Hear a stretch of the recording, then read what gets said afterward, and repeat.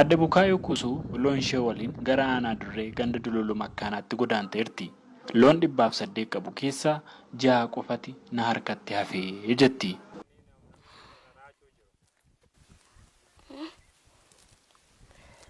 Amma gandi tanaafuu amma ani ammaan gara namni gargaraachan hin du'inilleef maqa gandi tanaas ganditee sun akka nu iyyite amma wanni afqaalleen teete nurra du'u jirta afqaalleen ka afqaalleen har'a lam qalee farrallee wal sadii du'e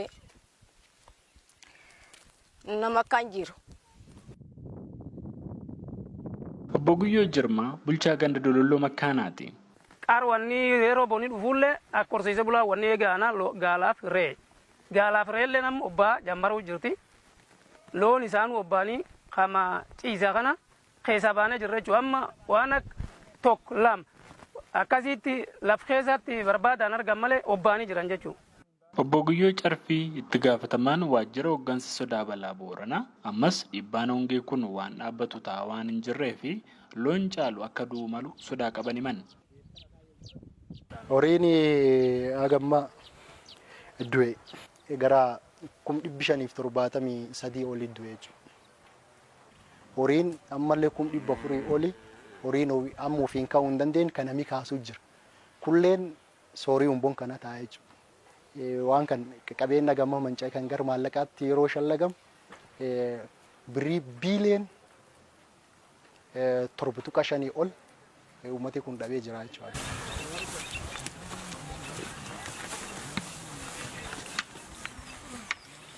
Ammas horsiise bultoonni loon lubbuudhaan nuuf hafan jiraachisuun ulfaataa nutti ta'eera jedhu. Sababa isaas yoo himan loon yookiin horii kaan marga bituuf gurgurru gatii ga'anuuf baasaa hin jiran gatii marga looniis jireenyis nutti qaala'ee jedhu. Adde Baaree Galgaloo fi obbo Atkiyyaa Saaleessaa jiraattonni aanaa Dubluq adooloon gololchan arge. Akkuma nama sagaleen gololchina misaa qursii qabnee misaa iraati akkuma nama reegata. Gabbayee waan tokko lan kutatu. Lafti duwwumtaan akkanuma jirti.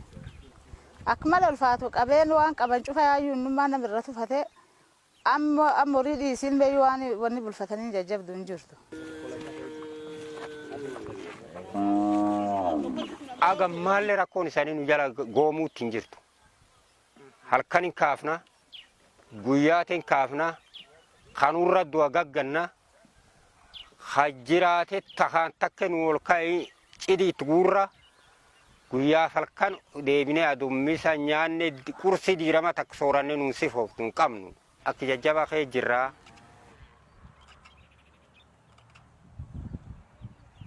Bulchiinsi godinichaa miidhaan bonaa kan dhufuuf jiru sodaachisaadha jedha.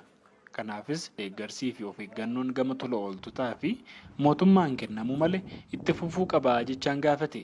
Dargaggoo Alakee Dabbasoo ogeessa waajjira qabeenya misooma beeladaa godina Booranaati. Odoo osoo rooba qofa eeggachuun taadhinuyyuu akka jallisii sun irra isaan marraa jallifatan. Jiruuf jireenya horsiisee bulaa qofirra hin taa'an akka isaan jireenya isaaniitti jireenya waan dhibii jijjiirachuu danda'an jallisii hedduutti amma godina kan keessatti hojjetamu jira. At least jallisii daamiin guddaan hojjetamu jira baay'eedha. Jallisiin immoo marra at least naannoo hektaaraa 10,000 olii hojii jalqabnee jirra. Sa'aatii ammaan tana haroobiin jira kanatti marri faca'uu jirus jira.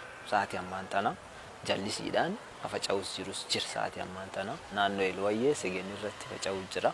Cuftinuyyuu hordoffiif uummata kan baraaru irratti hojii hojjechuu jalqabnee isaas ta'u.